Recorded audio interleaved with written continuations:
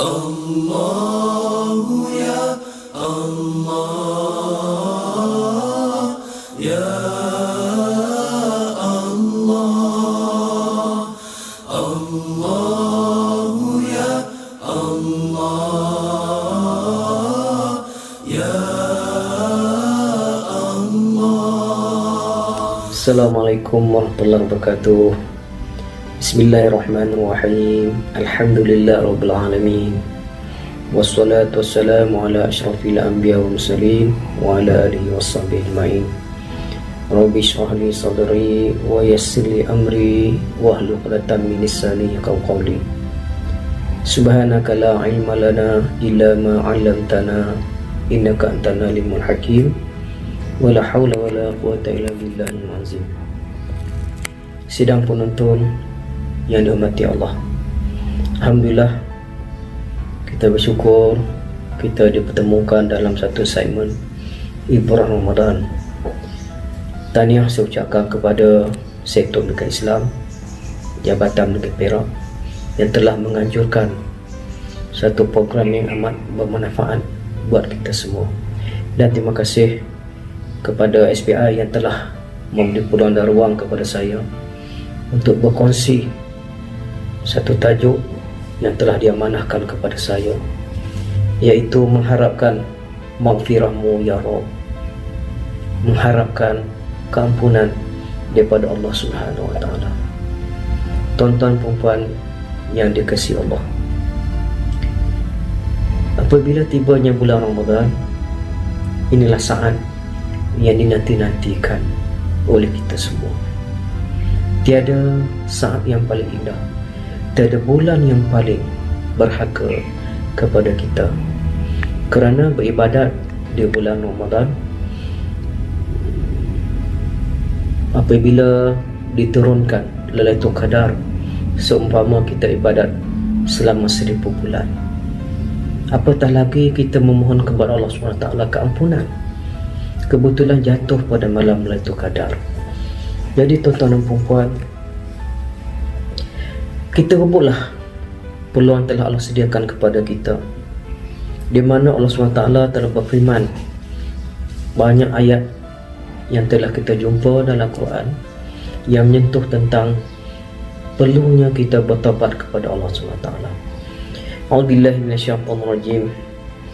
Ya ayyuhallazina amanu tubu ilallahi taubatan nasuha. Asa rabbukum ayyukaffir ankum sayyi'atikum wa yudkhilakum jannatin tajri min tahtihal anhar. Wahai orang beriman, bertaubatlah kamu kepada Allah dengan taubat nasuha. Mudah-mudahan Tuhan kamu akan menghapuskan kesalahan-kesalahan kamu dan memasukkan kamu ke dalam syurga yang mengalir di bawahnya merupakan sungai.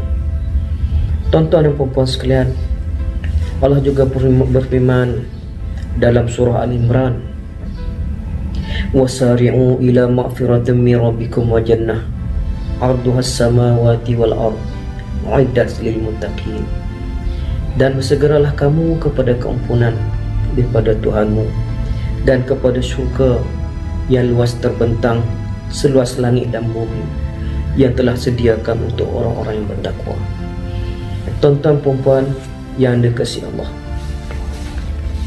berdasarkan firman Allah tadi, kita sebagai hamba-Nya sewajarnya lah kita merebut peluang. Kita sebagai hamba seringkali melakukan kesilapan, seringkali melakukan dosa dalam kehidupan, sama ada kita sedar ataupun tidak sedar. Kita gunalah peluang yang penuh dengan keemasan ini untuk memperbanyakkan amalan-amalan soleh di malam-malam 10 malam terakhir, malam yang penuh keberkatan, malam yang penuh dengan kemuliaan. Mudah-mudahan Allah SWT mendengar permohonan kita. Dan orang yang melakukan dosa, orang yang sering melakukan kesilapan, dalam dirinya sudah pasti dia akan rasa gelisah, dia tidak akan merasa tenang, kerana jiwa dia kacau, kerana dalam diri dia ada suatu perasaan bersalah kepada Sang Pencipta. Sejahat-jahat manusia sekalipun, kalau dia yakin, dia beramal, dia beriman kepada rukun iman dan rukun Islam, sudah pastilah dia akan merasa resah gelisah. Sebab itulah tuan-tuan dan puan-puan, dalam satu hadis kursi yang diriwayatkan oleh Ibnu Tirmizi, sebesar mana dosa kita sekalipun, bahkan sebesar langit, bahkan sebesar bumi, sekiranya kita bertaubat, maka insyaAllah Allah akan menerima taubat kita. Kecuali kita menyekutukan Allah. Sekiranya kita syirik kepada Allah, maka Allah tidak akan menerima segala taubat kita. Sebagaimana telah firman Allah SWT, wahai anak Adam, setiap kali engkau mohon dan mengharap kepadaku, aku tetap mengampunimu atas segala dosa yang engkau lakukan. Dan aku tidak peduli, wahai anak Adam, andai kata dosa-dosamu sampai setinggi langit, kemudian engkau mohon ampun kepadaku, nescaya aku akan mengampunimu. Wahai anak Adam, andai kata engkau datang kepadaku dengan dosa sepenuh bumi, kemudian engkau menemaiku, sedang engkau tidak menyekutukan aku dengan sesuatu pun, nescaya aku akan datang kepadamu dengan ampunan sepenuh bumi pula. Tuan-tuan perempuan yang dikasihi sekalian,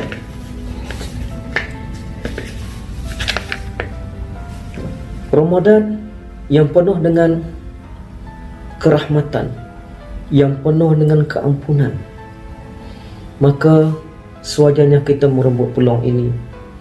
Jangan kita jadikan dosa-dosa kita sebagai penghalang untuk kita meneruskan ibadat kita kepada Allah SWT. Jadi Rasulullah SAW sendiri telah mengajar kita bagaimanakah cara untuk kita menjauhkan diri daripada melakukan dosa, bagaimanakah cara kita untuk mengelakkan daripada melakukan dosa. Antaranya tuan-tuan dan puan-puan, cara-cara untuk kita mengelakkan dosa adalah dengan mendekatkan diri dengan Quran. Kita gunakanlah peluang yang ada di 10 malam terakhir untuk kita sentiasa mendekatkan diri dengan baca Quran. Kerana Quran itu adalah sebaik-baik peneman kita di alam barzakh, sebaik-baik peneman, sebaik-baik saksi di hari kiamat kelak. Kerana merekalah yang akan menjadi saksi di hadapan Allah betapa kita mengagungkan ayat-ayat Allah SWT. Yang kedua, tuan-tuan dan puan-puan, kita jadikan orang-orang soleh kita sebagai satu idola, satu ikutan, satu bak kata orang sekarang ni, kita follow, I follow, kata Saleh Yaakob dalam radio Sinar, I follow, maknanya kita ikut jejak langkah orang-orang yang soleh. Kita ambil contohlah sekarang ni yang tular di musim PKP. Tuan-tuan pun mungkin pernah dengar Ustaz Abi Liu, UEL, Ustaz Abi Liu. Walaupun saya pun rasa hairan bagaimana ada dalam golongan orang agamawan macam kita ni yang mengutuk, yang menghina Ustaz Abi Liu. Sedangkan bagi saya beliau merupakan satu ikon masyarakat, ikon agamawan yang berjuang sama-sama untuk membantu masyarakat. Jadi tuan-tuan puan, ini satu contoh. Kita jadikan mereka ini sebagai teladan untuk kita. Dan yang ketiga, tuan-tuan puan, kita ingatkan kesan sampingan dosa. Sebelum kita nak buat apa-apa perkara yang mungkin melanggar peraturan agama, kita berfikir panjang. Apa kesan, apa impak, apa implikasi, bukan sahaja di segi kepada Allah SWT, bahkan juga kepada masyarakat. Kerana setiap hukum hakam yang Allah tetapkan adalah dia bersangkut paut dengan kehidupan masyarakat. Contohnya tuan-tuan puan, Kalau kita mengamalkan riba, apa kesannya? Kita akan menindas orang yang miskin. Adalah tidak adil. Orang kaya bertambah kaya dan miskin bertambah miskin. Begitu juga lah hukum hakam dari segi mencuri. Dia akan merosakkan hubungan antara sesama ahli masyarakat. Akan timbul dendam, akan timbul konflik, akan timbul pergaduhan, akan timbul bunuh-perbunuhan antara satu sama lain.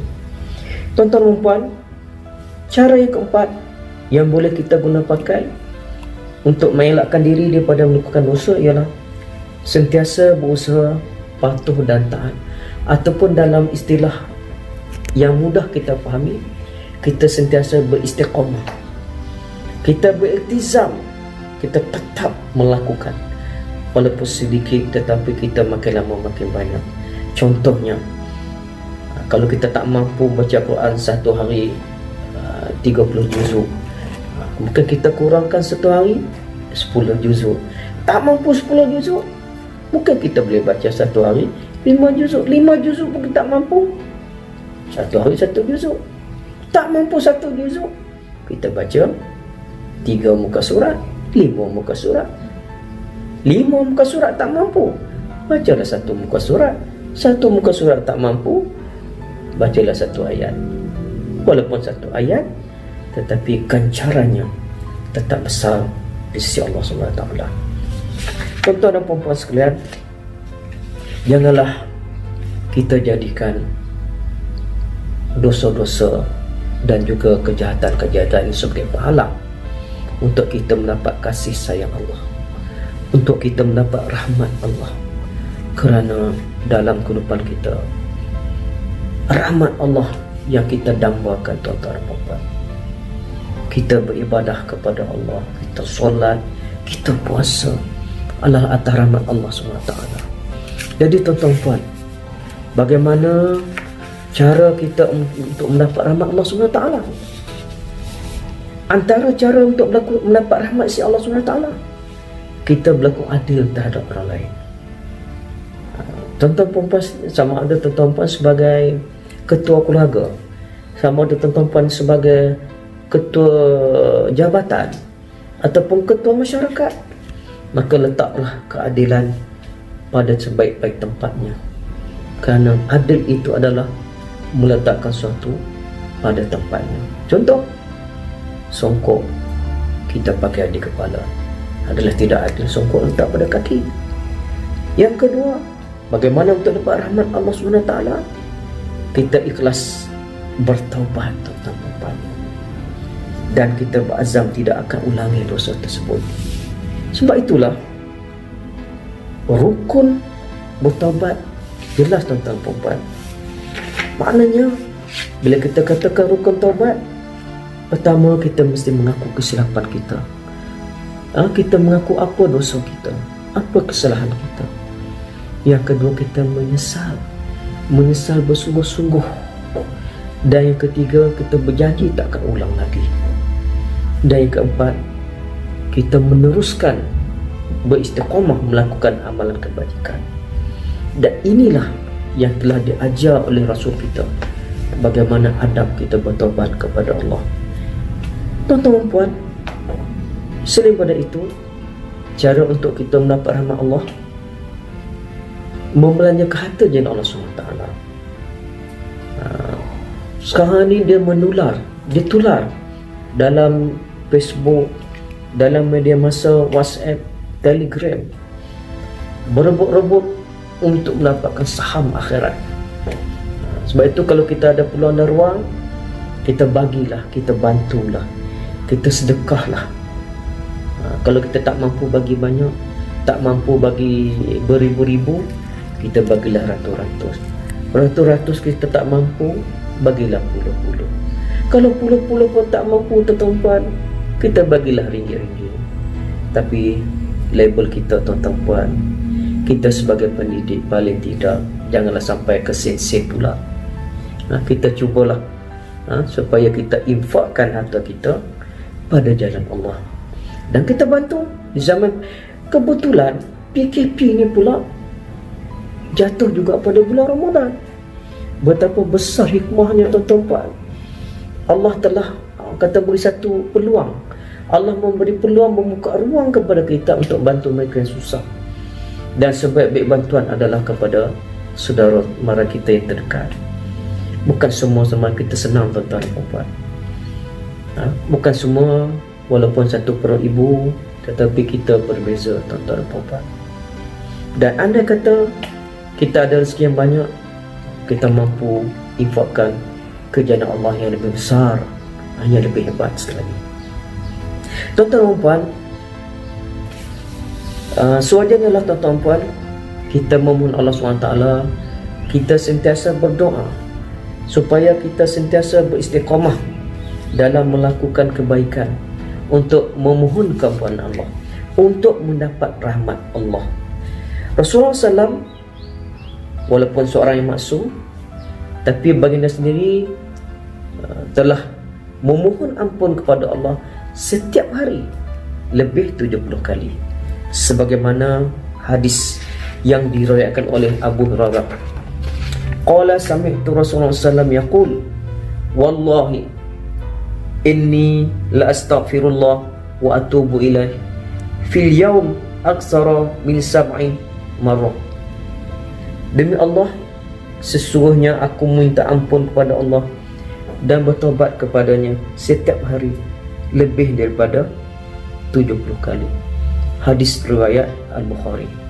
Tuan-tuan dan puan-puan sekalian, maka kita sama-samalah, kita rebutlah peluang di bulan Ramadan yang mulia, di 10 malam terakhir, untuk mencari keredaan Allah, untuk mencari keampunan Allah, untuk mencari rahmat Allah, untuk mencari redha Allah. Dan dalam kita usaha mencari, saling tindakan, jangan kita lupa berdoa kepada Allah, kerana doa itulah senjata yang paling hebat bagi seorang mukmin. Bagaimana Rasulullah SAW telah mengajar kita berdoa supaya Allah tetapkan kita dalam hidayah, supaya Allah tetapkan kita dalam jalan Islam, supaya Allah tetapkan kita supaya kita sentiasa berrahmat dan keberkatan dalam hidup kita. Rabbana la tuzigh qulubana ba'da idh hadaitana wa hab lana min ladunka rahmah innaka antal wahhab.